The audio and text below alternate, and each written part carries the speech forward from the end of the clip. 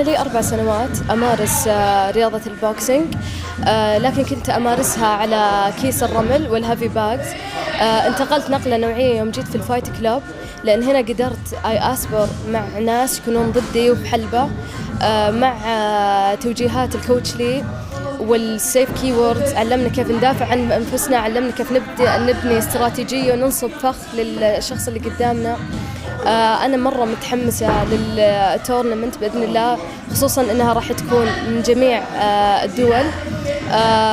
هذه الفرصة أني أثبت فيها أن المرأة السعودية هي قادرة بإذن الله.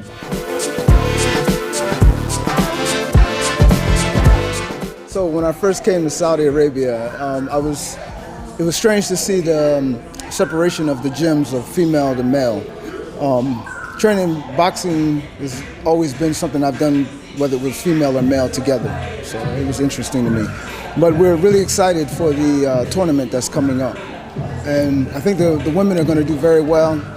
We wish we had a little more time to prepare, but I think we'll do very well. عندي أشياء جواتي يعني ما كنت متوقعتها قدرت أطلعها. كلها شهرين، هو صح ما نقدر نحكم على طول، لكن إن شاء الله أنا بشارك في البطولة. البطولة بتكون حافز لي مرة قوي إن شاء الله.